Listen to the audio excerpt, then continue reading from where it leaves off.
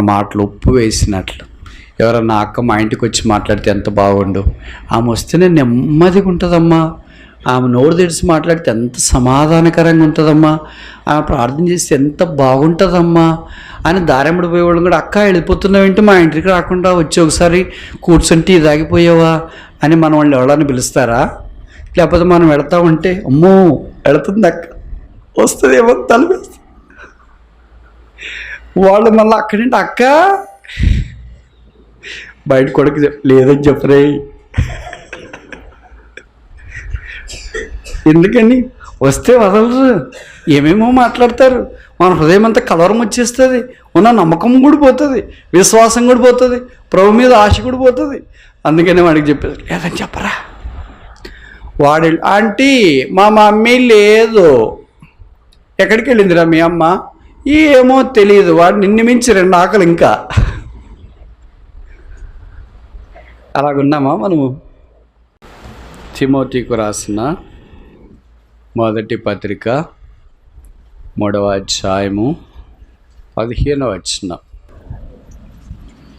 అయినను నేను ఆలస్యం చేసిన యెడల దేవుని మందిరములో, అనగా జీవము గల దేవుని సంఘములో, అది నీకు తెలియవలనని ఈ సంగతులను నీకు వ్రాయిచున్నాను. ఆ సంఘము సత్యమునకు స్తంభమును ఆధారమునై ఉన్నది, జీవము గల దేవుని సంఘము. యేసు ప్రభు యొక్క శరీరమే ఆయన సంఘం. ఇది పరసంబంధమైనది, శాశ్వతమైనది, దివ్యమైనది, దేవుడు విలువ పెట్టి కొన్నది, ఆయన సొత్తు, ఆయన పెండ్లి కుమార్తె, ఆయన కొరకై సిద్ధపరచబడిన వధువు. ఈ సంఘాన్ని ఆయనతో పాటు సదాకాలం నిత్యత్వంలో కూడా ఉంచాలని సంకల్పించి ఇలాగూ అనేక తరుణాలు ఇచ్చి సిద్ధపాటులోనికి దేవుడు మనల్ని తీసుకొని వస్తున్నాడు. ఆ దేవుని దయ, దేవుని కనికరం, దేవుని మంచితనం, జీవం గల దేవుని సంఘములో జనులు ఎలాగూ ప్రవర్తించాలో అని. దేవుని సంఘములో దైవభక్తి కీలకమైంది. అందుకే కింద వచనంలో రాస్తాడు, 1 తిమోతి 3:16 నిరాక్షేపముగా దైవభక్తిని కూర్చున్న మర్మము గొప్పది. చాలామందికి భక్తి ఉంటుంది కానీ శక్తి ఉండదు, భక్తి ఉంటుంది కానీ దైవభక్తి ఉండదు. భక్తి కనపడే ఒక ముసుగు, దాంట్లో శక్తి ఉంటే అది వాస్తవ రూపం. ఆ దినాల్లో అలాగ భక్తి కలిగినట్లుగా మనుషులు కొంతమంది కనబడుతూ వచ్చినారు, కానీ వారు భక్తికి తగినట్లుగా జీవించడం లేదు. బైబిల్లో రాయబడింది భక్తి అంటే ఏంటి, ఎలాంటి దేవుడు భక్తిగా పరిగణిస్తాడు.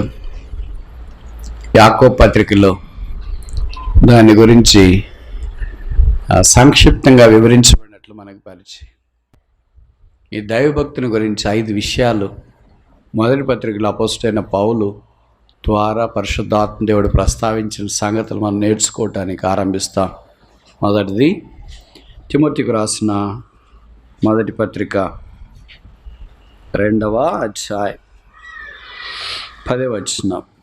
1 Timothy chapter 2 verse 10. దైవభక్తి గలవారమని చెప్పుకున్న స్త్రీలకు తగినట్లుగా సత్క్రియల చేత తమను తాము అలంకరించుకునేవారు. కనుక మొదట దైవభక్తి ఏం చేస్తుందంటే సత్క్రియల చేత అలంకరణ తీసుకొని వస్తుంది. బాహ్య సంబంధమైన అలంకరణ కాదు, వస్త్ర అలంకరణ, ఆభరణాల అలంకరణ, కనబడని అలంకరణ, కనిపించే అలంకరణ, దేవునికి ఇష్టం లేని అలంకరణ ఇది ప్రస్తావించట్లేదు. సత్క్రియలనే అలంకరణ చేత మన దైవభక్తి ఇతరులు గుర్తించినట్లుగా ఉండాలని కోరబడుతున్నాం. క్రియలు చాలా రకాలు కదా, దాంట్లో ఇక్కడ ఒకటి రాశాడు. ఏ క్రియ ఇది? సత్క్రియ. సత్క్రియకు వ్యతిరేకమైన పదం ఏంటి? దుష్క్రియ. మొదటి సత్క్రియ చేసిన వాళ్ళు ఎవరు? మొదటి బైబిల్లో సత్క్రియ అని ఎక్కడ వాడబడుతూ వచ్చింది? ఆదికాండం 4వ అధ్యాయంలో దేవుడు కయ్యూనుతో అన్నాడు, నువ్వు సత్క్రియ చేసినడలా నీవు తల ఎత్తు కొనవా. సత్క్రియ చేయకపోతే తల దించుకుంటాం, సత్క్రియ చేస్తే తల ఎత్తుతాం. హేబెల్ ఏం చేశాడు? సత్క్రియ చేశాడు, అంటే దేవుణ్ణి ఆరాధించినాడు. కయ్యూను ఏం చేశాడు? దుష్టక్రియ చేశాడు, అంటే సహోదరుని మీద పడి చంపాడు. మీరు ఊహించండి, ఆ దినాల్లో వేరే బంధువులు, రక్త సంబంధికులు, ఇరుగు పొరుగు లేని దినాల్లోనే మనిషికి అంత పగ ఉందా? అంత ద్వేషం ఉందా? అంత అసూయ ఉందా? సొంత తమ్మున్నే, తన తర్వాత తల్లి యొక్క స్తన్యమును పానం చేసి వచ్చిన తమ్మున్నే ఎలాగ సంబుద్ధి అయిందో తెలియదు. మనిషి యొక్క హృదయం ఎంత చెడుది. అందుకే మనుషుడు ఇది ఈ దైవభక్తి దగ్గరికి రాలేక, సత్క్రియలు చేయలేక అలాగే జీవిస్తున్నాడు. భవిష్యత్తు ఇంక యేసుని అంగీకరించలేదేమో, పాపక్షమాపణ మారు మనసు పొందలేదేమో, ఏదో కారణం చెప్తూ రక్షణ మొదలడం ఆలస్యం చేస్తున్నావేమో, పర్లేదులే అని అనుకుంటున్నావేమో. యేసు ప్రభు వారికి వెలపట్ట ప్రతి మనుషుడు ఈ దుష్క్రియ చేయించున్నాడు. మాటలతో ఇతరులు బాధ పెట్టవచ్చు, ప్రవర్ధనతో ఇతరులు బాధ పెట్టవచ్చు, కాని విధానంలో బాధ పెట్టవచ్చు. కనుక వారు ప్రభువుకు వెలపట సత్క్రియ చేయని స్థితిలో ఉన్నారు. యేసుక్రీస్తు ప్రభు మనల్ని ప్రేమించి మన కొరకు భూమి మీదకి దిగి వచ్చినాడన్న సందేశం తెలియజేస్తున్నా. పాపలందరి కొరకై శిలువ మీదకి వెళ్ళాడు. ఆయన తల మీద ముళ్ళ కిరీటం, ముఖమంతా ఉమ్మి, చేతుల్లో మేకులు, దేహమంతా కొడ దెబ్బలు, ప్రక్కలో బల్లెపోటు, రక్తమ కార్చి చనిపోయి సమాధి చేయబడి తిరిగి లేపబడి పరలోక స్థలంలో ఆసీనుడై ఉన్నాడు. ఆ ప్రియ ప్రభువు మనుషులందరి కొరకై చెల్లించిన క్రయధనము ద్వారా, రక్తము ద్వారా మనుషునికి ఇది నన్ను విడుదల, పాపక్షమాపణ, మారు మనస్సు ఉచితంగా దేవుడు సిద్ధం చేసినాడు. ఇంక నువ్వు పొందటానికి ఆలస్యం ఏంటి? రక్షణ పొందితే ఏదో కోల్పోతాం అనుకుంటారు, కోల్పోరు, పొందుతారు, ఆశీర్వదించబడతారు. శాపంలో నుండి ఆశీర్వాదంలోనికి వస్తారు, మరణంలో నుండి జీవంలోనికి వస్తారు, చీకట్లో నుండి వెలుగులోనికి వస్తారు, సమాధానం లేని స్థితిలో నుండి సమాధానంలోనికి వస్తారు, శాంతి లేని స్థితిలో నుండి శాంతిలోనికి వస్తారు, ఎండిన స్థితిలో నుండి పచ్చిక కలిగిన స్థితిలోనికి వస్తారు. ఇది దేవుడిచ్చే ఆశీర్వాదం. ఎలాగ చేస్తాడో మనకు తెలియదు. కనుక ఆలస్యం చేయొద్దు, పర్లేదులే అని అనుకోవద్దు, ఇంకా టైం ఉందిలే అని అనుకోవద్దు. భవిష్యత్ దేవుడు నేను మందిరానికి తోడుకొని వచ్చినాడేమో, ఆన్లైన్లో వింటున్నామేమో, కానీ ప్రభుకు హృదయమే లేదు. పర్లేదులే, చూస్తాంలే, ఇంకోసారి చూస్తాంలే. చదువుకునేటప్పుడైతే చదువుకుంటున్నాము, పెళ్లి కానిలే, పెళ్ళైన తర్వాత పిల్లలు కానిలే, పిల్లలైన తర్వాత ఇల్లు కట్టుకుందాంలే, కారు కొనుక్కుందాంలే, ఇవన్నీ బాగా అన్నీ అయిపోయిన తర్వాత చూస్తాంలే అని అనుకుంటాం. అంతదాకా సమయం ఉండకపోవచ్చు, అంతదాకా ప్రభు రాకడ ఆలస్యం కాకుండా పోవచ్చు. ప్రభు ఇప్పుడే వస్తే స్థితి ఏంటి? బైబిల్లో రాయబడింది, అగ్ని ఆరదు, పురుగు సావని నరకం ఒకటి ఉంది, పాతాళం ఒకటి ఉంది, వేదనకరమైన స్థలం ఒకటి ఉంది, దాన్ని అగ్నిగుండము అంటారు. యేసుని అంగీకరించకపోతే మనుష్యుడు అక్కడికి వెళ్తాడని బైబిల్లో రాయబడుతూ వచ్చింది. ఇది నమ్ము, ఇది వాస్తవం. ఇప్పుడు నేను ఒక విషయం చెప్పనా, నరకంలో చీకటి ఉంటుంది అంటారు. అగ్ని చీకటి ఎలాగుంటుంది? సెలమంట వేస్తాం, ఇంట్లో ఒక మంట వేస్తాం, ఇంట్లో చీకటి ఎలాగుంటుంది? వెలుగుంటుంది కదా. మరి నరకంలో ఏం చెప్పబడిందంటే అగ్ని మండుతూ ఉంటుంది, కానీ చీకటి ఉండదంట. విచిత్రం కదా, ఎలాగుంటుందని మనం అనుకుంటాం. మరి దాన్నే నరకం అంటారు. ఎలాగుంటుందని మన జ్ఞానానికి మించింది నరకంగా పరిగణించబడుతూ ఉంది. నరకం రండి రండి రండి రండి అని పిలుస్తుందంట. దానికి ఎంతమంది పోయినా నిండిపోయినారు, ఇంకొద్దులే, రేపు వస్తారు, తర్వాత వస్తారు, ఇంకోసారి వస్తారు, ఇంకో జన్మలో వస్తారని చెప్పదు. ఏ ఊరు వాళ్ళు వచ్చినా, ఏ ప్రాంతం వాళ్ళు వచ్చినా, చదువుకున్న వాళ్ళు వచ్చినా, చదువురాని వాళ్ళు వచ్చినా, డబ్బున్న వాళ్ళు వచ్చినా, డబ్బు లేని వాళ్ళు వచ్చినా, పేదలు వచ్చినా, ధనవంతులు వచ్చినా, గొప్పవారు వచ్చినా, అధికారులు వచ్చినా, సామంతులు వచ్చినా, బలహీనులు వచ్చినా, బలవంతులు వచ్చినా, ఎవరు వచ్చినా నరకం వద్దు అని చెప్పదు. ఎందుకంటే నరకంలో అంత స్థలం ఉంది. ప్రభువుని యేసునందు విశ్వాసం ఉంచు. కొంతమంది యవనస్తులు ఇంకా యేసు ప్రభువుని అంగీకరించుకుంటూ ఉంటారు, పర్లేదులే అనుకుంటారు, చూస్తాంలే అని అనుకుంటారు. మీ తల్లిదండ్రులు మీ కొరకు ప్రార్థన చేస్తున్నారు, మీ జీవితం ఆరంభించబడటానికి ఇదే హేతువు. వాయిదా వేయద్దు, చూస్తాంలే అని అనుకోవద్దు, తృణీకరించొద్దు, నిరాకరించొద్దు. పరలోక రాజ్యాన్ని కాలుతో తన్ని పారిపోవడం దుస్సాహసానికి ఎలాగ ఒడిగడతావు? మునికొలులకు ఎలాగ ఎదురుదనటానికి ప్రయత్నం చేస్తావు? నేను చెప్పేది వాస్తవాలే. ఒకసారి తల్లిదండ్రులు వాళ్ళ ఇంట్లో ఒక పిల్లవాడు డిగ్రీ చదువుతున్నాడంటే ఒక 20 ఏళ్ళు ఉంటాయనుకోండి, రక్షణ పొందలేదు. వాళ్ళ అమ్మ నాన్నగారు రక్షణ పొందినారు. ఇలాగ మందిరానికి తీసుకెళ్తాం రా అని అంటే అన్నాడంట, నేను రాను అన్నాడు.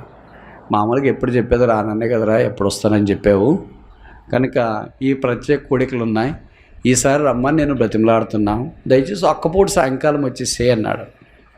సరే మేము మాట కాదనిలేక వస్తానని, తల్లిదండ్రుల మాట కాదనిలేక కొడుకు వచ్చినాడు. వచ్చిన వాళ్ళు మామూలుగా ఎలాగో వచ్చే వాళ్ళలో అటు ఇటు కూర్చొని దిక్కులు చూస్తుంటారు కదా. అంత మీటింగ్ అయిపోయిన తర్వాత ప్రభుని అంగీకరించలేదు. అలాగే ఇంటికి వెళ్ళిపోయాడు. ఏం రా మీటింగ్ ఎలాగుంది అని వాళ్ళమ్మ అడిగారు. అన్నీ బాగున్నాయి కానీ ఆ వాక్యం చెప్పిన దగ్గర ట్యూబ్ లైట్లు వేసినారు కదా, బార్ లైట్లు అంటారా, ట్యూబ్ లైట్లు వేసినారు కదా, దాంట్లో ఒకటి వెలగలేదు, మా చీకటిగా ఉంది, ముఖం సరిగ్గా కనపడలేదు అనింది. అన్నీ వెలుగుతున్నాయి, అదొకటి వెలగలేదు అనింది. ఇప్పుడు వాళ్ళ అమ్మ ఏమనిందో తెలుసా, అది వెలగకపోతే ఏమైతే లేరా, అన్నీ వెలిగినాయి కదా అని. లేదమ్మా అది వెలిగింటే చాలా బాగుండేది. అప్పుడు వాళ్ళ అమ్మ అనింది, ఆ వెలుగని ట్యూబ్ లైట్ బార్ లైట్ నీవే.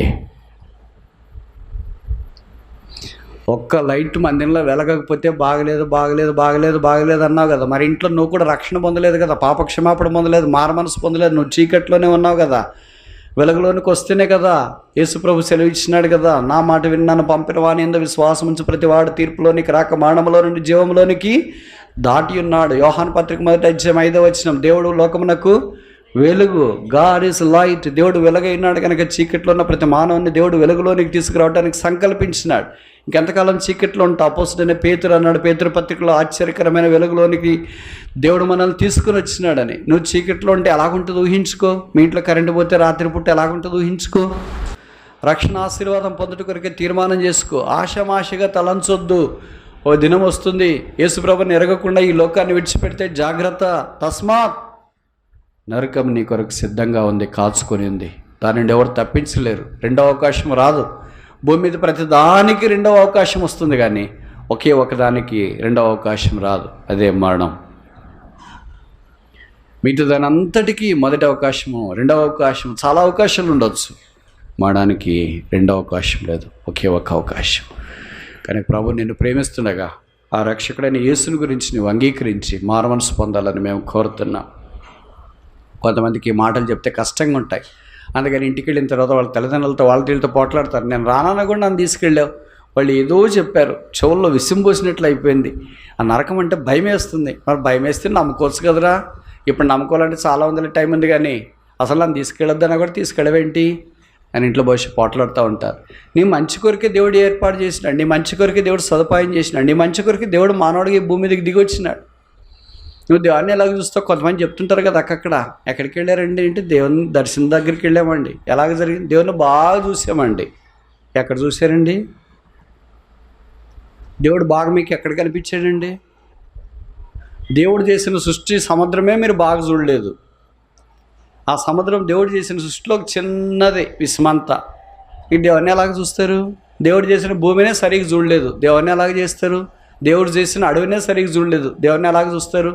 దేవుడు చేసిన సృష్టి ఆకాశము చంద్రమండలాన్ని అదే సరిగ్గా చూడలేదు, ఇంక దేవుడిని ఎలాగ చూస్తారు? ఇరుగు పొరుగు మనుషులే సరిగ్గా చూడలేదు, దేవుడిని ఎలాగ చేస్తారు? ఈ పక్కనున్న మనిషి మనకు కనపడట్లేదే. ఆకాశ మహాకాశాలు పట్టజాలని దేవుడు, అమరత్వము కలిగిన వాడు, శ్రీమంతుడు, అద్వితీయుడు, సకల యుగముల్లో రాజు అయిన దేవుడు, ఎవడినో సమీపింపరాన మహామహిమలో నివసిస్తున్న దేవుడిని పాపాత్ముడైన మానవుడు ఎలాగ దర్శించగలడు?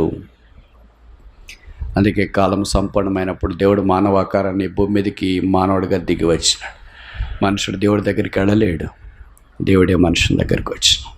అదే యేసుప్రభు యొక్క గొప్పతనం, అదే సువార్త గొప్పతనం. అందుకే మనుషుని కొరకు యేసుప్రభు ఈ భూమి మీదకి దిగి వచ్చి సెలవులో రక్తము కార్చి చనిపోయి సమాధి చేయబడి తిరిగి లేపబడ్డాడు. యేసు రక్తం ప్రతి పాపము నుండి మనలను కడిగి పవిత్రులుగా ఇచ్చి ప్రభుని యేసునందు విశ్వాసం వస్తే జీవితం మార్చబడుతుంది. చెప్పన సఖ్యమును మహిమాయుక్తమైన సంతోషం నీవు పొందగలవు. ఆ ఊరిలో భార్య భర్తలు ఉన్నారు, వాళ్ళకు ఒక కొడుకున్నాడు, వాడు రక్షణ పొందలేదు, వాడికి కూడా 20 ఏళ్ళు ఉంటాయి. ఈ టీనేజర్స్తో సమస్య ఏంటంటే మనం చెప్పింది వాళ్ళు విన్నారు, వాళ్ళు చెప్పిందే మనం వినాలంటారు. ముఖ్యంగా ప్రభు విషయం. వాళ్ళ అమ్మగారు నాన్నగారు ఇలా ప్రత్యేక కూడికలు జరుగుతుంటే మందిరంలో ప్రత్యేక కూడికలు జరుగుతున్నాయిరా వెళదాము అని ఆహ్వానించినారు. అది నాకు కాదు, మీలాంటి ముసలోళ్ళకే. మాకన్నీ వేరే వేరే పనులు ఉన్నాయి, వేరే వేరే కార్యక్రమాలు ఉన్నాయి, వేరే వేరే కొట్లు ఉన్నాయి, మందిరాలు కాదు అని చెప్తే రా ఒక్కసారి వచ్చి దేవుని మాట్లాడిన రా అని అది చెప్పాడంటే నేను రాను వినను అని చెప్తున్నాను కదా, చెప్తే అర్థం కావట్లేదా నీకు తెలుగు రాదా? అమ్మగారు నాన్నగారు ఎంతో బతిమలాడితే సరే వస్తాను, కానీ నేను వాళ్ళు చెప్పే మాటలు వినను, వచ్చి కూర్చున్న తర్వాత ఎలాగ వినుకుంటూ ఉంటావురా, చెవుల్లో దూది పెట్టుకొని వస్తాను. పక్కన వాళ్ళని నువ్వేం బాలింత, నేను వినకూడదు ఆ మాటలు, అందుకని నేను వినను, నేను చెవుల్లో దూది పెట్టుకున్నాను. సరే ఎట్లా ఒకటి వచ్చేరా అని చెప్పినారు.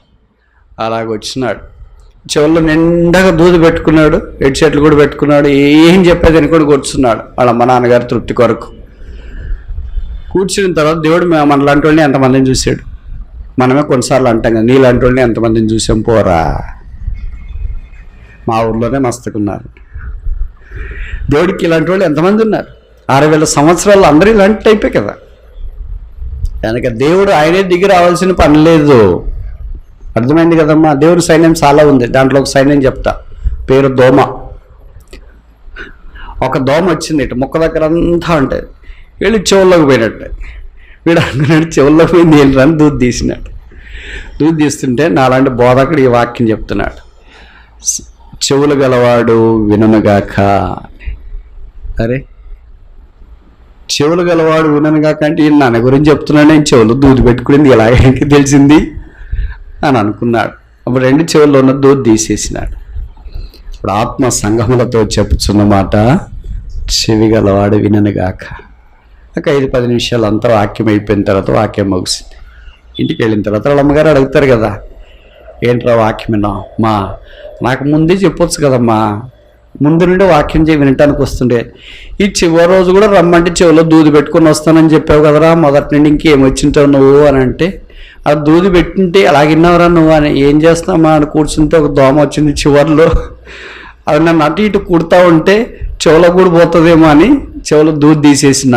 అప్పుడు పాస్టర్ గారు ఈ వాక్యం చెప్పినాడు, ఎంత దేవుని మాటలు సమాధానకరంగా ఉన్నాయి, ఎంత ఆనందంగా ఉన్నాయి, ఎంత నెమ్మది ఇచ్చినాయి, ఆ వాక్యంలో శక్తి ఉందమ్మా. ఇంకా నేను యేసు ప్రభుని గురించి తెలుసుకోవాలనుకున్నాను, ఆ ప్రభుని గురించి నేను వినటానికి నన్ను ప్రత్యేక కూడికలు జరుగుతున్నప్పుడు అంతా తీసుకుని వెళ్ళవా? ప్రభు నిన్ను కూడా తీసుకుని వచ్చిన. లోకంలో మాటలుంటే చెవులన్నీ ఉబ్బిపోతాయేమో, యేసు ప్రభు మాటలుంటే జీవితం మార్చబడుతుంది. ప్రభు అయిన యేసునందు నీ విశ్వాసం ఉంచు, నీ జీవితం మార్చబడుతుంది. కొంతమంది అంటారు కదా, దేవుడు ఎక్కడ ఉన్నాడు అంటే నాకు చూపించు, ఇప్పుడే నమ్ముతా. ఎప్పుడు నమ్ముతాడంట? ఇప్పుడే నమ్ముతాడంట. దేవుడు ఎక్కడున్నాడో చూపించాలి. దేవుడు ఎక్కడున్నాడో చూపించడానికి ఇంత సృష్టి అంతా నీకు దేవుడు ఉన్నాడని వెల్లడి చేస్తుంటే ఇంకా నాకు ఎక్కడున్నాడో చూపించంటే ఏమనాలి నిన్ను? బైబిల్లో రాయబడింది, బుద్ధి లేనివాడు, fool says that there is no God. బుద్ధి లేనివాడు దేవుడు లేడని తెలుస్తాడంట. కనుక ప్రతి ఒక్కళ్ళు ఎవరైతే నాకు దేవుడు లేడు, దయం లేదు, అందరూ ఒకటి అని తలస్తున్నారో బైబిల్ సెలవుస్తుంది వారు వీక్షించే శక్తి లేదు అని.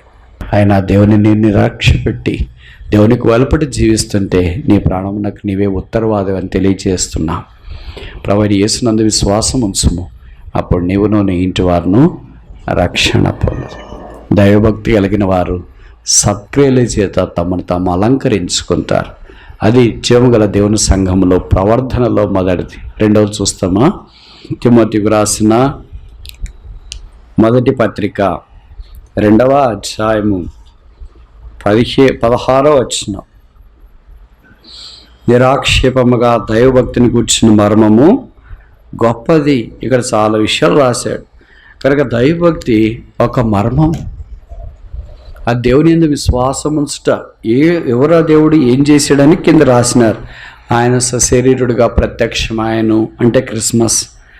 ఆత్మ విషయమై నీతిమంతుడిగా తీర్పు నొందెను. తర్వాత దేవతలకు కనబడెను. పునరుత్థానుడు తీర్పు పొందెను అంటే యేసు ప్రభు యొక్క శిలువ. రక్షకుడని జనములలో ప్రకటించబడెను అంటే అపోస్తుల కార్యంలో సువార్త.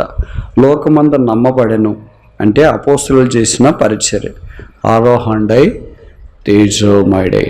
యేసు ప్రభు యొక్క చరిత్ర అంతా ఈ ఎన్ని వరుసలు? 2, 4, 5, 6 వరుసల్లో చెప్పబడింది. ఇది మర్మం, ఇది దైవభక్తి, ఇది దేవుని యొక్క సంఘములో యేసుక్రీస్తు ప్రభువు యొక్క ప్రత్యక్షత. 15వ వచనంలో దేవుని యొక్క సంఘాన్ని గురించి ప్రస్తావించిన వెంటనే 16వ అధ్యాయంలో ఈ మర్మాన్ని గురించి ప్రస్తావించబడిన సంగతి ఆశ్చర్యం మనకు కలిగిస్తుంది. కానీ దేవుని సంఘములో అందరూ ప్రాముఖ్యమైన వారు. భక్సింగ్ గారి యొక్క దర్శనం ప్రకారం ఆయన చెప్పేవాడు, యేసు ప్రభు యొక్క రక్తం ద్వారా కడగబడిన వారందరూ సమానముగా అమూల్యమైన వారు, సమానముగా అవసరమైన వారు, సమానముగా ప్రాముఖ్యమైన వారు. నేను ఎక్కువ, వాళ్ళు తక్కువ, నేను తక్కువ, వాళ్ళు ఎక్కువ, వాళ్ళు చాలా ప్రాముఖ్యము, నేనేం అలా లేదు అనటానికి వీలు లేదు. మరి దాని అర్థం మీరు చెప్పొచ్చు, మీరు వచ్చి కింద కూర్చోండి బ్రదర్, మేము వచ్చి మైక్ దగ్గర చెప్తామని. ఒక్కొక్కరి పిలుపు దేవుడు ఒక్కొక్క రకంగా ఇచ్చినాడు. మనం పిలుపుని కాదనిలేవు. శరీరంలో అవయవాలన్నీ చాలా ప్రాముఖ్యం. చేతులు, కాళ్ళు, చెవులు, ముక్కు, కొన్ని 2 ఉన్నాయి, కొన్ని ఒకటే ఉంది. 2 కాళ్ళు ఎందుకు ఒక కాలు పెడితే బాగుండుగా అని అనుకోండి. మీరు నడవండి, మరి ఎలాగ నడుస్తారు? 2 చేతులు ఎందుకు ఒక చేయి ఉంటే బాగుండుగా, 2 కళ్ళు ఎందుకు ఒక కన్ను ఉంటే బాగుండుగా, 2 చెవులు ఎందుకు ఒక చెవి ఉంటే బాగుండుగా, ముక్కుకి 2 నాసికారంధ్రాలు ఎందుకు ఒకటి ఉంటే బాగుండుగా, 2 పెదవులు ఎందుకు ఒక పెదవి ఉంటే బాగుండుగా. ఒకసారి పెట్టుకొని చూడండి మరి ఒక్కొక్కటి ఎలాగుంటుందో. మిమ్మల్ని మీరు చూసుకోలేరు, మిమ్మల్ని చూసి ఎవరు మీ ఊర్లో ఉండరు. ఎంత అందవిహీనంగా కనిపిస్తాను తెలుసా? దేవుడు మనల్ని ఎంత అందంగా చేశాడు, తన రూపంలోనే చేసాడట. అందుకనే తన రూపంలోనే మనల్ని సృజించి తన కొరకు సాధనాలుగా దేవుడు వాడుకుంటూ వచ్చినాడు. సంఘంలో ఏ అవయవం ఎక్కడ ఉండాలో అక్కడే ఉండాలి. దేహంలో చేతులు ఉన్న దగ్గర కాళ్ళు ఉండేకి లేదు, కాళ్ళు ఉన్న దగ్గర చేయి ఉండటానికి లేదు, చెవులు ఉన్న దగ్గర తర్వాత నోరు ఉండటానికి లేదు. ఏది ఏ పనికి అవసరమో అది ఆ పని చేయాలి. గాలి ముక్కు ద్వారా పీల్చుకుంటా, నేను గాలి ముక్కు ద్వారా పీల్చుకుంటాను. ముక్కు ద్వారా పీల్చుకున్నా గొంతులోకి పోతుంది, నోటి ద్వారా పీల్చుకున్నా గొంతులోకి పోతుంది. కనుక ముక్కుతో అన్నం తింటా, నోటితో గాలి పీల్చుకుంటా అంటామా? అలాగే చేస్తే ఏమంటారు? పక్కన ఎవరు ఉంటారు? ఎవరి పని వాళ్ళే చేయాలి. ముక్కు పని ముక్కే చేస్తుంది, నోరు పని నోరే చేస్తుంది, చెవుల పని చెవులే చేస్తాయి, అలా కళ్ళ పని కళ్ళే చేస్తాయి. వేరే పనులు చేయటానికి కుదరదు. అలాగే దేవుడు మనకి ఏ పని ఇచ్చినాడో ఆ పనిలోనే దేవుడి కొరకు నమ్మకంగా మనం జీవించాలని కోరబడుతున్నాం. కొన్ని కనపడే అవయవాలు ఉన్నాయి, కొన్ని కనబడనే అవయవాలు ఉన్నాయి. కనపడే అవయవాలు బలహీనంగా ఉన్నా అవసరమే. 2 చేతులు అవసరమే, 2 కాళ్ళు అవసరమే. కానీ 2 చేతులు 2 కాళ్ళు లేకపోయినా కూడా బతకొచ్చు. ఎలాగ బతుకుతారో మీకు తెలుసు, అంగవైకల్యం కలిగి. అలాగే లోపల గుండె ఉంటుంది ఒకటే, లేకపోతే బతుకుతామా లేదా? బతకమా? గుండె లేకపోతే బతకం, కాళ్ళు లేకపోతే బతకొచ్చు, కన్ను లేకపోతే బతకొచ్చు, చెవి లేకపోతే బతకొచ్చు. కనుక పైన అవయవాలు లేకపోయినా బతకొచ్చు, కానీ లోపల ఉన్న గుండె లాంటివి లేకపోతే బతకలేము. కనుక మీరు దేవునికి చాలా ప్రశస్తమైన వారు. కనబడకుండా గుండెలాగా పనిచేసేవారు. గుండె రోజుకి ఎన్నిసార్లు కొట్టుకుంటుందో తెలుసా? ఎన్నిసార్లమ్మా? ఎన్నిసార్లు కొట్టుకుంటుంది? ఎవరు చెప్పరా? చదువుకునే వాళ్ళు ఎవరు లేరా అమ్మా? సరే, మీకు నిద్ర వస్తున్నట్టుంది కదా, ముగిస్తానులేండి. గుండె చాలా అవసరమైంది. అలాగే మీరు కూడా దేవుని సంఘంలో చాలా అవసరమైన వాళ్ళు. మమ్మల్ని ఎవరు పట్టించుకోవట్లేదు, మాకేం పని చెప్పట్లేదు, మాకేమీ విలువ లేదు, ఇక్కడ విలువ లేని దగ్గర మేమెందుకు ఉండాలి, అన్నీ అనవసరమైన మాటలు. నోరు తెరిచి మాట్లాడితే యేసు ప్రభువు వలే మాట్లాడాలి. మత్తయి సువార్త 5వ అధ్యాయంలో ఆయన నోరు తెరవగా ధన్యతల వర్షం ధారావాహికంగా కురుస్తుంది. మనం నోరు తెరిస్తే అంత నెగిటివ్ మాటలు మాట్లాడతారు. ఆయన ఇట్లా, ఈమె ఇట్లా, వాళ్ళ సంగతి ఇట్లా, వీళ్ళ సంగతి ఇట్లా, అన్నీ అనవసరం. ఎందుకు? విస్తారముగా మాట్లాడటం వలన దోషం ఉండక మానదు. అందుకని నేను ఎప్పుడు చెప్తుంటా, తక్కువ మాట్లాడండి, ఎక్కువ పని చేయండి అని. ఎక్కువ మాట్లాడి తక్కువ పని చేసేవాళ్ళు, ఎక్కువ మాట్లాడి ఏం పని చేయని వాళ్ళ ద్వారా ఏం ఉపయోగం ఉండదు. గాలికి పోట్లాడినట్టు వాళ్ళు పోట్లాడుతూనే ఉంటారు. సంఘంలో అలాంటి ఉపయోగం లేని మాటల వల్ల ఏం లాభం లేదు. అవే ముసలమ్మ ముచ్చట్లని వాక్యంలో రాసినారు. తిమోతి దినాల్లో కూడా అలాంటి ముసలమ్మ ముచ్చట్లు చెప్పేవాళ్ళు ఉన్నారు. తేనె వాళ్ళే చెప్తారు మాటలు. అన్నా అక్క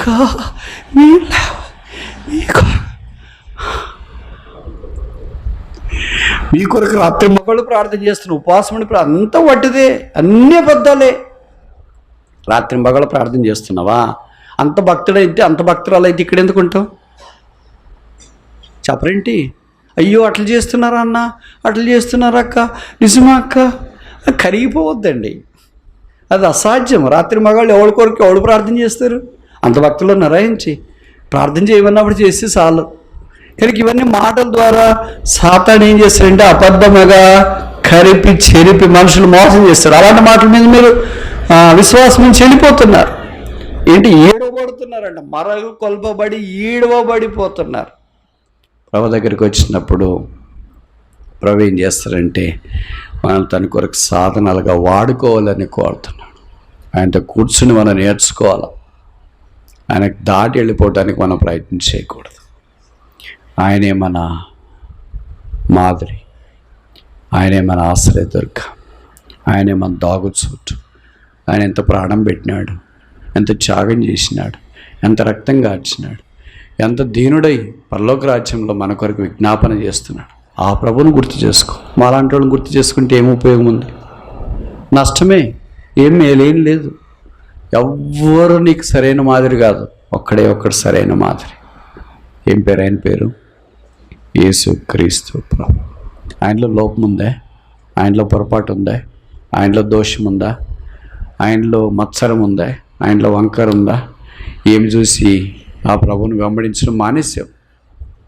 కొంతమంది అలాగే ఏదో ఒక కారణం వాళ్ళు మానేయటానికి సాతాను వాళ్ళని ఎలాగో మోసం ఏం వెళతాలో వాళ్ళని నిన్ను పట్టించుకోవట్లేదు. అవును నిజమే కదా, నన్ను ఎవరు పట్టించుకోవట్లేదు, నేనేం వెళ్తానులేదు. ఇంకా కొంతమంది చెప్తారు ఏం ప్రార్థన చేస్తారులే, నీ ప్రార్థన దేవుడు ఆలకించ. నిజమే కదా, దేవుడు నా ప్రార్థన ఆలకించట్లేదు కదా.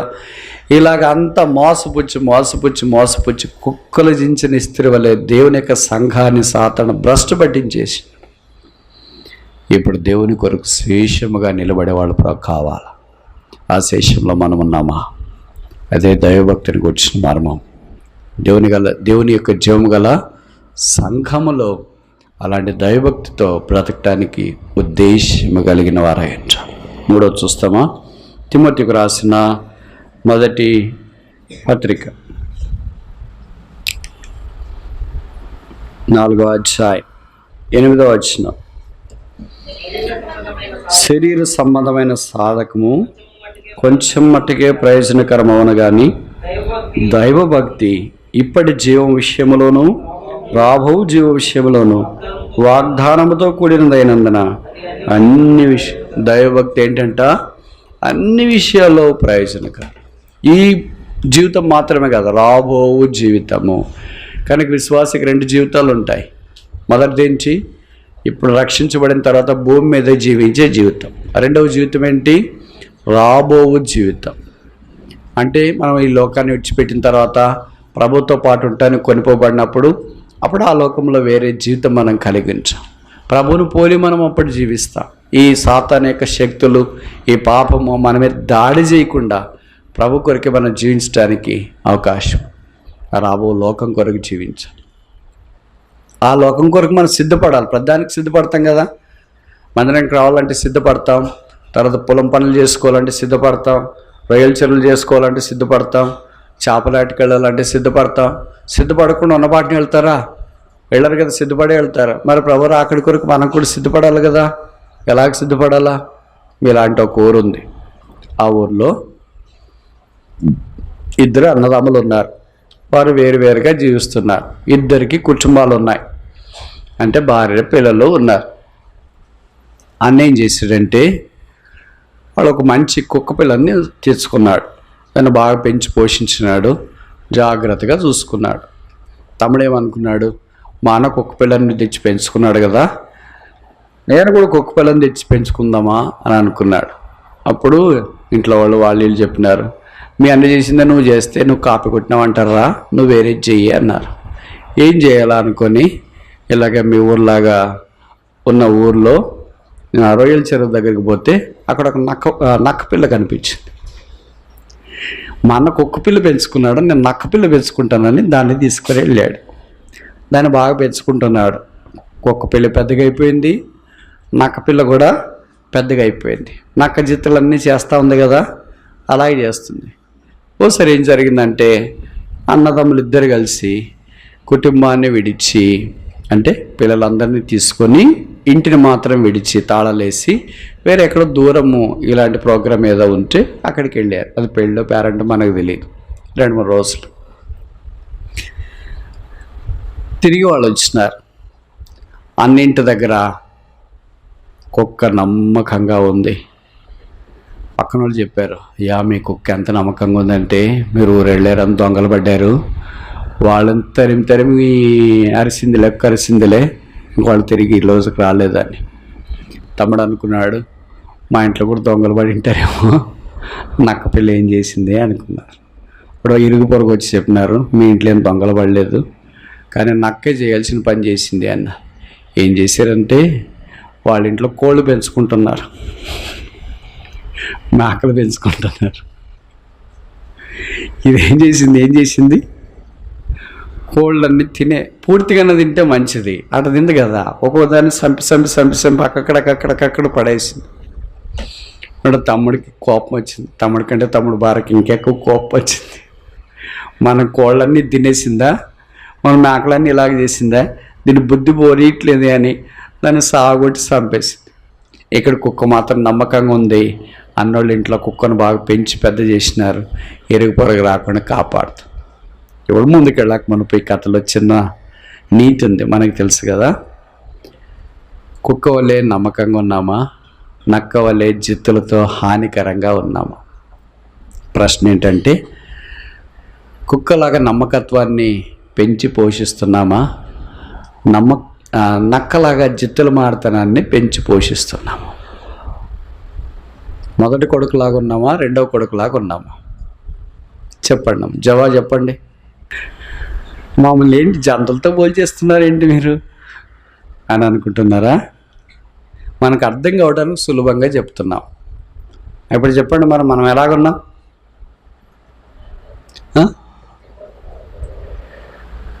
రెండిటికి మధ్యలో ఉన్నామా?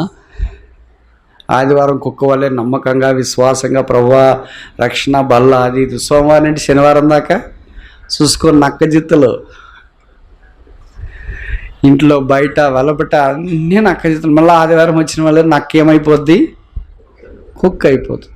మళ్ళీ సోమవారం నుండి శనివారం దాకా కుక్క ఏమవుతుంది, నక్క అయితే. యేసుప్రభు వచ్చినప్పుడు నక్కనా కుక్కనా? అలాగే మనం జీవించకూడదు. ఎప్పుడు ప్రభువారికి ఇష్టమైన నమ్మకమైన విశ్వాసిగా పనివాడిగా ఉండాలని కోరబడుతున్నా. అందుకే బైబిల్లో రాయబడింది, నా ఇంట నమ్మకమైన వాడు ఉండవాలని నేను కోరుచున్నాను. నమ్మకమైన పనివాడిని ప్రభు ఎదురు చూస్తున్నాడు ఎక్కడున్నాడు అని. కొంతమంది మంచి తలాంతులు ఉంటాయి, ప్రార్థన చేసేది, వాక్యం చెప్పేది, ఆతిథ్యం ఇచ్చేది, చక్కగా మాట్లాడేది, వంటలు తయారు చేసేది, లేకపోతే చేపలు చుట్టేది, ఇతరులను ఆహ్వానించేది. ఇంకా కొంతమంది కొన్ని ఉంటే చెప్పలేనివి, రక్షణ లేని వారిని దేవుని మందిరానికి తీసుకొని వచ్చేది, వాక్య పరిచయం చేయించేది. ఇవన్నీ ఉంటే చాలా ఆశ్చర్యం వేస్తుంది మనకి. విచిత్రం ఏంటంటే దాంట్లో నమ్మకంగా లేకపోవడమే. కొంతమందికి నోరు భద్రంగా ఉండదు, వాళ్ళు బాగా పనిచేస్తారు కానీ నోరు కూడా ఎక్కువ పనిచేస్తుంది, అది సమస్య. నోరు తక్కువ పనిచేసింది అనుకో, నేను ఎక్కడికి వెళ్ళినా ఒక పాయింట్ ఇది చెప్తా. ఏ పాయింట్? ఏం పాయింట్ అమ్మా? నోటిని గురించి చెప్తుంటా. ఎందుకంటే మనకు చాలా అనర్థాలు, చాలా సమస్యలు దేని ద్వారా వస్తాయి? నోటి ద్వారా వస్తాయి. మీకు కూడా అట్లేనా? మామూలుగా మన గ్రామాల్లో ఒక సామెత ఉంది కదా, ఏమని? డాష్ మంచిదైతే, నోరు మంచిదైతే ఊరు మంచిది అని. ఇప్పుడు మరి ఊరు చెడ్డది అని అంటే నోరు ఎలాంటిది? చెడ్డది అయి ఉండాలి. ఇప్పుడు మన నోరుని ఎలాగ పెట్టుకోవాలా? మంచిగా పెట్టుకోవాలి. మంచి మాటలు, జీవపు మాటలు, దైవికమైన మాటలు, ప్రోత్సాహకరమైన మాటలు, పురికొల్పు కలిగించే మాటలు, దైవ కార్యక్రమాల్లో ముందుకెళ్ళే మాటలు. ప్రభు త్వరగా రాబోతున్నాడు, ప్రభుకు ప్రీతికరమైనట్లు మన మాటలు ఉండాలంట. వినుబుద్ధి పుట్టించే మాటలు. కొంతమంది మాట్లాడుతుంటే అనిపిస్తుంది, ఈ అక్క మాట్లాడితే, ఈ అన్న మాట్లాడితే ఎంత బాగా మాట్లాడతారు. కొంతమంది ప్రార్థన చేస్తున్నారు. మేము కొత్తగా రక్షించబడినప్పుడు మేము వెళ్ళే సహవాసంలో కొంతమంది ప్రార్థన చేసేవాళ్ళు. వాళ్ళు ప్రార్థన చేస్తే ఎలాగ అనిపించేదంటే దేవుడు పక్కనే కూర్చున్నాడేమో అన్నట్టుగా అనిపించేది. ఎంత సన్నిహితంగా దేవుడితో మాట్లాడము, అంత సన్నిహితంగా దేవునికి వారి యొక్క మనవులు తెలియజేయడం, ఇవన్నీ ఎంత చక్కగా మాట్లాడితే ఎంతసేపు ప్రార్థన చేసినా, రాత్రిపూట సంపూర్ణ రాత్రి ప్రార్థన అంటాం కదా, రాత్రి అంతా ప్రార్థన చేసినా వినుబుద్ధి అయ్యేది. కొంతమంది ప్రార్థన ఆరంభిస్తే అబ్బా వీళ్ళు ఆరంభించినారా, మనం వాళ్ళ కొరకు ప్రార్థన చేయాల్సి వస్తుంది. ఏమనమ్మా వెలగట్లేదా మీకు? ముగించమని వాడు ప్రార్థన ఆరంభించినారు, ప్రభువా ఎంత తొందరగా ముగిస్తే అంత మంచిది, మాకు కూడా ఉండే ఆత్మ పోతుందేమో అన్నట్లుగా ఉంటుంది. మన మాటలు ఉప్పు వేసినట్లు. ఎవరన్నా అక్క మా ఇంటికి వచ్చి మాట్లాడితే ఎంత బాగుండు, ఆమె వస్తేనే నెమ్మదిగా ఉంటుందమ్మా, ఆమె నోరు తెరిచి మాట్లాడితే ఎంత సమాధానకరంగా ఉంటుందమ్మా, ఆమె ప్రార్థన చేస్తే ఎంత బాగుంటుందమ్మా అని దారెమ్మడి పోయేవాళ్ళు కూడా, అక్క వెళ్ళిపోతున్నావు ఏంటి, మా ఇంటికి రాకుండా వచ్చి ఒకసారి కూర్చుంటే ఇది ఆగిపోయావా అని మనం వాళ్ళు ఎవరైనా పిలుస్తారా? లేకపోతే మనం వెళతా ఉంటే అమ్మో వెళుతుంది అక్క, వస్తుందేమో తలపేస్తుంది, వాళ్ళు మళ్ళీ అక్కడేంటి అక్క బయట కొడుకు లేదని చెప్పరే. ఎందుకని వస్తే వదలరు, ఏమేమో మాట్లాడతారు, మన హృదయం అంతా కలవరం వచ్చేస్తుంది, ఉన్న నమ్మకం కూడా పోతుంది, విశ్వాసం కూడా పోతుంది, ప్రభు మీద ఆశ కూడా పోతుంది. అందుకనే వాడికి చెప్పేది లేదని చెప్పరా. వాడు ఆంటీ మా మమ్మీ లేదు, ఎక్కడికి వెళ్ళిందిరా మీ అమ్మ, ఏమో తెలియదు, వాడు నిన్ను మించి 2 ఆకలి ఇంకా. అలాగున్నామా మనము? అలాగంటున్నారా? దైవభక్తి రాబో కాలం కొరకు సిద్ధపరచబడేదిగా ఉండాలి. ప్రభువా నేను ఎక్కడున్నా, పొలం దగ్గరికి వెళ్ళినా, రొయ్యల చెరువు దగ్గరికి వెళ్ళినా, కూలి పని చేయటానికి వెళ్ళినా, హాస్టల్కి వెళ్ళినా, కాలేజీకి వెళ్ళినా, ఊర్లో వెళ్ళినా, ఇతరులతో కూర్చొని మాట్లాడటానికి ప్రయత్నం చేసినా, సముద్ర పొట్టు దగ్గర చేపల వేటకి వెళ్ళినా, ఎక్కడికి వెళ్ళినా ఈ బ్రదర్ మాట్లాడితే ఎంత బాగుండు, ఈ అక్క మాట్లాడితే ఎంత బాగుండు అని అంటారా? లేదా పక్కన వాళ్ళు నోరు మూస్తావా లేదరా? ఎంతసేపు నుండి చూస్తున్నానే ఉన్నావు, నోరు అసలు మూయకుండా మాట్లాడుతున్నావేంటి? మూస్తావా ముయ్యాలా? అలాగనే వాళ్ళు ఉన్నారు కదా. అంటే ఆ మాటల్లో జీవము లేదు. మన నోటికి చాలా శక్తి ఉంది. అందుకే యేసు ప్రభువు వారు నోటి మాట ద్వారా సమస్తాన్ని కలగచేసినాడు. జీవము గల దేవుని సంఘములో ఎలాగో ప్రవర్తించవల్లో జనులు మీకు తెలియజేస్తున్నాను. దాంట్లో ఒకటి దైవభక్తిని మనం చూస్తున్నాం. మొదటిది ఏంటి? సత్క్రియల విషయంలో దైవభక్తి. రెండవది ఏంటి? సంఘం అనే మర్మం విషయంలో దైవభక్తి. మూడవది ఏంటి? రాబో కాలానికి సంబంధించిన దైవభక్తి. 4 త్వరగా చూసి ముగిస్తామా? తిమోతికి రాసిన మొదటి పత్రిక 6వ అధ్యాయం 3వ వచనం. ఎవడైనాను మన ప్రభువైన యేసుక్రీస్తు యొక్క హితవాక్యములను దైవభక్తికి అనుగుణ్యమైన బోధను అంగీకరింపక భిన్నమైన బోధను ఉపదేశించిన యెడల. కనుక 4వ సంగతి ఏంటంటే దైవభక్తికి అనుగుణ్యమైన బోధ. అంటే బోధలు అనుగుణ్యం కాని బోధలు కూడా ఉంటాయి. అలాంటి దానికి మన చెవులు కొరుక్కోకూడదు. దైవభక్తికి అనుగుణ్యమైన బోధకు తగినట్లుగా మనము దేవుని వాక్యం వినటానికి వేగిరపడాలి, మాట్లాడటానికి నిదానించువారై ఉండాలని కోరబడుతున్నాం. కనుక వినటం వలన విశ్వాసము కలుగు. వినుట దేవుని గురించిన మాట వలన కలుగు. మీకు తేలిగ్గా వచ్చే ఆశీర్వాదాలు చెప్పనా? ఇష్టమేనా? నేను దేవుని ద్వారా తేలిగ్గా ఆశీర్వదించబడాలని కోరుతున్నాను. కష్టంగా వద్దు. తేలిగ్గా వచ్చే ఆశీర్వాదాలు మూడిట్లో 2 తేలిగ్గా వస్తాయి. ప్రకటన మొదటి అధ్యాయంలో చెప్పబడింది, ఈ ప్రవచన వాక్యము చదువువాడును, వినువాడును, గైకొనువాడును ధన్యుడు. మొదటిది చదవడం. ఒకవేళ మనకు చదవరాకపోతే సరే, అది వేరే విషయం, లేదా వేరే వాళ్ళ సహాయం తీసుకొని చదివించుకోవచ్చు. రెండవది ఏంటి? వినువాడు. వినడం అందరూ వినొచ్చు కదా, చదువు రాకపోయినా వినొచ్చు. నాకు చదువు రాదు అందుకే నాకు వినటానికి వీలు కాదని చెప్పేవాళ్ళు ఎవరైనా ఉన్నారా?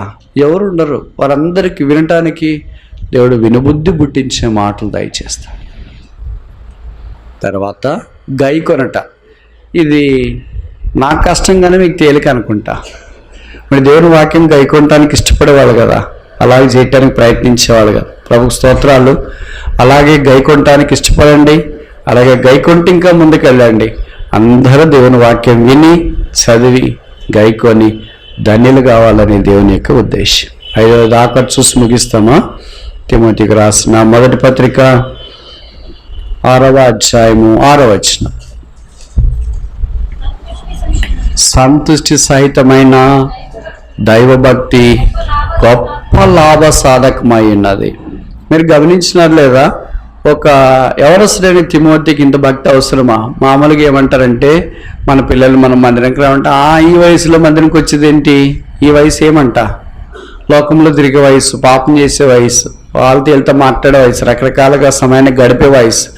వాళ్ళు దేవుడు అని అంటే ఏమంటారంటే, రిటైర్డ్ అయిన తర్వాత చేతులు కాళ్ళు ఆడకుండా అయిపోయినప్పుడు, షుగర్ బీపీ ఎక్కువ అయిపోయినప్పుడు, వీల్ చైర్లో ఉన్నప్పుడు ఇంకెక్కడికి వెళ్ళలేం కనుక ఎక్కడికి వెళదాము? దేవుడి దగ్గరికి వెళదాము అని అనుకుంటాం. ఎక్కడికి వెళ్ళలేని వాళ్ళు దేవుడి దగ్గరికి వెళ్తామని వస్తుంటారు. ఎక్కడికైనా వెళ్ళేవాళ్ళు ఇంకెక్కడికైనా వెళదాం కానీ దేవుడి దగ్గరికి ఎందుకులే అని అనుకుంటూ ఉంటారు. కానీ వాక్యం ఏం సెలవిస్తుందంటే, తిమోతి చాలా తెలివైనవాడు, మన వద్ద తెలియలేనోడు కాదు. నేను నిన్ను చెప్పాను కదా, తిమోతి వాళ్ళ అమ్మగారు యూదురాల భక్తి కలిగింది, వాళ్ళ నాన్నగారు గ్రీక్ దేశస్థ తెలివైన వాడు. తెలివి ఉంది, భక్తి ఉంది, 2 కలిస్తే ఇంకేమైనా ఉన్నాయా? దొరుకుతాడు ఆ మనిషి. మనకి ఏదో ఒకటి ఉంటుంది, ఒకటి ఉండేది కూడా చాలా కష్టం. తెలివి ఉంటే భక్తి ఉండదు, భక్తి ఉంటే తెలివి ఉండదు, భక్తి ఉంటే నమ్మకం ఉండదు, నమ్మకం ఉంటే భక్తి ఉండదు, తలాంతులు ఉంటే ఆసక్తి ఉండదు, ఆసక్తి ఉంటే తలాంతులు ఉండదు. కొంతమంది చెప్తుంటారు, ఆ బ్రదర్కి ఎన్ని తలాంతులు ఉన్నాయి బ్రదర్, కానీ ఆసక్తి లేదు ఆయనకి. కొంతమంది చెప్తుంటారు, ఈ బ్రదర్కి ఎంత ఆసక్తి ఉంది బ్రదర్, కానీ ఏం తలాంతులు లేవు. ఇలాగ రకరకాల పోరాటాల్లో మనుషులు జీవిస్తున్నారు. ప్రభు మనకు అవకాశం ఇచ్చినాడు. భక్తి వైరాగ్యాలతో ఆయన రాకడ కొరకు ఎదురు చూడాలని, కొనసాగించబడాలని కోరబడుతున్నా. సంతుష్టి సహితమైన దైవభక్తి గొప్ప లాభం. ఎంత లాభం? ఎంత లాభం అమ్మా? గొప్ప లాభం. Very good. రొయ్యల చెరువు కంటే గొప్ప లాభం, వ్యవసాయం కంటే గొప్ప లాభం, డబ్బులు సంపాదించే దానికంటే గొప్ప లాభం. మిగతా లాభాలన్నిటికంటే గొప్ప లాభం ఏంటంటే సంతుష్టి సహితమైన భక్తి. ఇప్పుడు 5 రకాలైన భక్తులు చెప్పాను, చెప్పి ముగిస్తాను. నిద్రపోవద్దండి, ఇంకా 2 నిమిషాల్లో ముగిస్తానమ్మా. తర్వాత మీరు వెళ్ళి నిద్రపోవచ్చు. విచిత్రం ఏంటంటే అప్పుడు నిద్ర పట్టదు.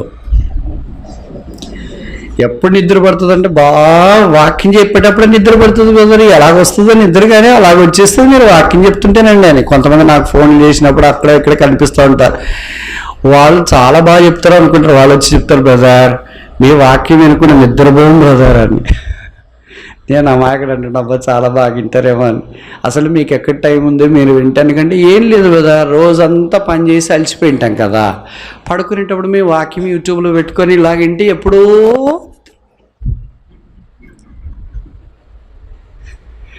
ఉదయం లేచిన తర్వాత ఎక్కడున్నామంటే మీ వాక్యం దగ్గర ఉన్నాం.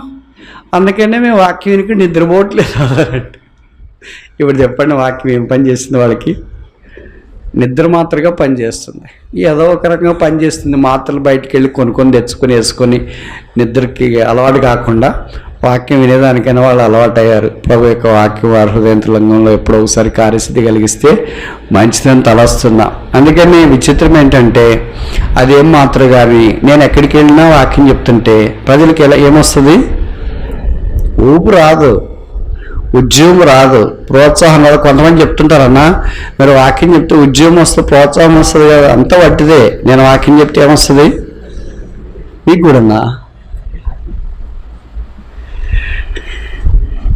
వాక్యం చెప్తే నిద్ర వస్తుంది. ఎందుకు వస్తుందో తెలియట్లేదు. సరే 5 చూసాం. మొదటిది ఏంటి? సత్క్రియలు కలిగిన దైవభక్తి. రెండవది ఏంటి? సంఘ మర్మమును గూర్చిన దైవభక్తి. మూడవది ఏంటి? రాబో లోకమును గూర్చిన దైవభక్తి. నాలుగవది ఏంటి?